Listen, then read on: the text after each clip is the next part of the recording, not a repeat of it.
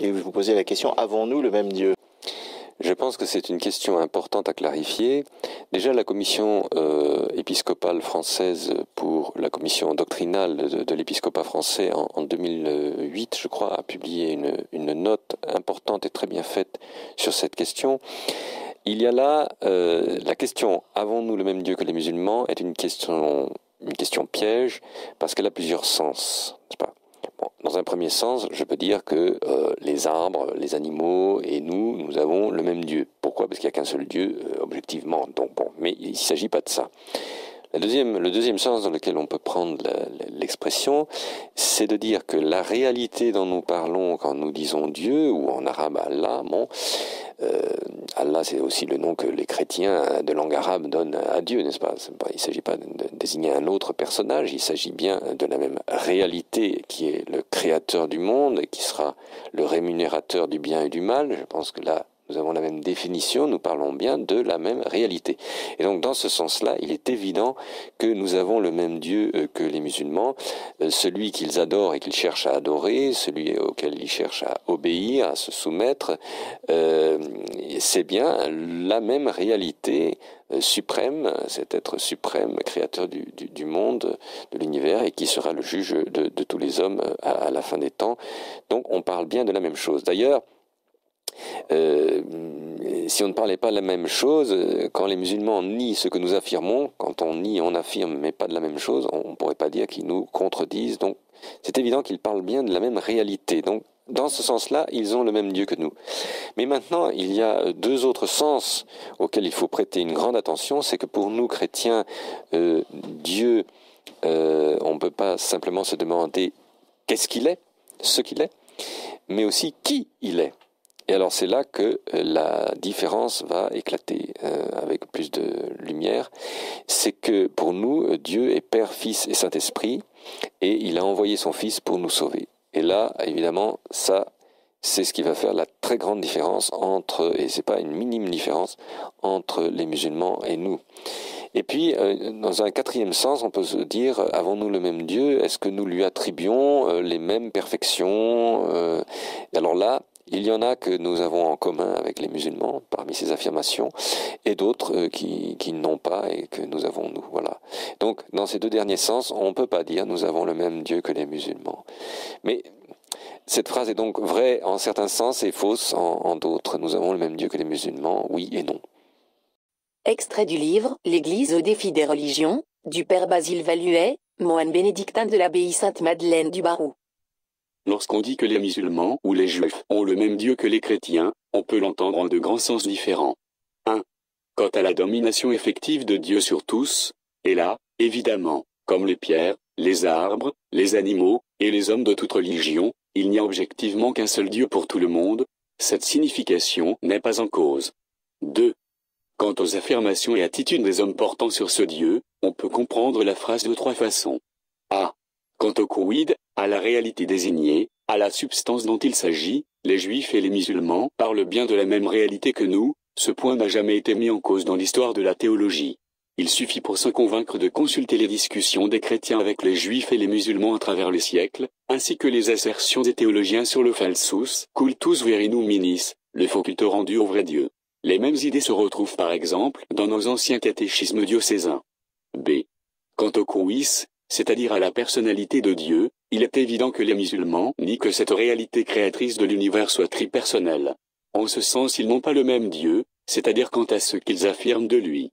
Évidemment, il ne s'agit nullement d'une question mineure, mais cet aspect ne remet pas en cause le premier sens, au contraire de ce que cherche à démontrer un sophisme mis en avant par certains, et que voici. Jésus est Dieu, or les juifs ou les musulmans n'adorent pas Jésus, donc les juifs ou les musulmans n'adorent pas Dieu. Ce prétendu syllogisme pèche contre une règle fondamentale, à savoir que le mot « Dieu » étant prédicat d'une affirmative dans la majeure, il est pris particulièrement « Jésus est Dieu le Fils », tandis que dans la conclusion, il est prédicat d'une négative, et donc pris universellement, n'adore pas Dieu en aucune façon. Or, c'est une règle fondamentale qu'on n'a pas le droit d'amplifier les termes d'un raisonnement en passant d'une prémisse à la conclusion.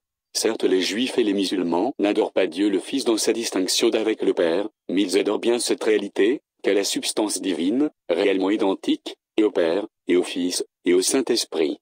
et il est donc faux de dire qu'il n'adore pas Dieu. C. Quant au qualis, c'est-à-dire quant aux attributs divins, sifat, et quant aux œuvres divines dans le monde, il est évident que les assertions ne sont que partiellement concordantes entre les chrétiens d'une part, et les musulmans d'autre part. Or, dans ce sens, le même Dieu signifie à qui on attribue les mêmes prédicats, les mêmes qualités, les mêmes actions. Et, sous cet aspect, puisqu'il existe une divergence, partielle, mais considérable, entre les non-chrétiens monothéistes et nous, on ne peut pas non plus dire purement et simplement ils ont le même Dieu. La mission du Saint-Esprit est de générer l'harmonie. Par conséquent, invoquons avec un cœur ardent l'Esprit Saint en lui demandant de préparer la route de la paix et de l'unité.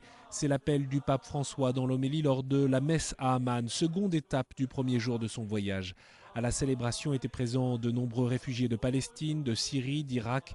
La paix, a dit le pape, ne peut s'acheter, c'est un don à recevoir avec patience et à construire artisanalement par de petits moyens et des grands gestes qui impliquent notre vie quotidienne.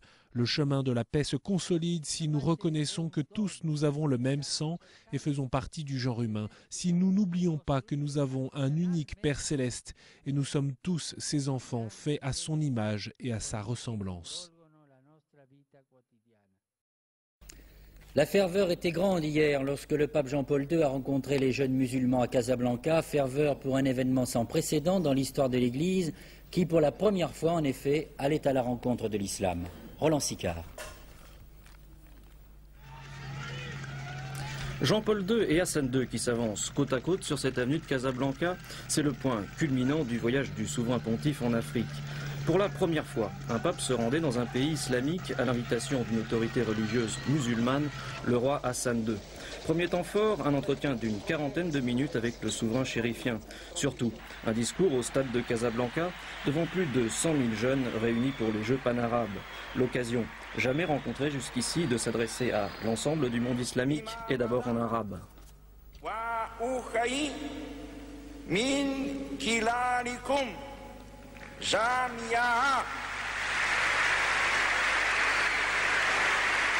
C'est en lui que nous croyons, vous musulmans et nous catholiques.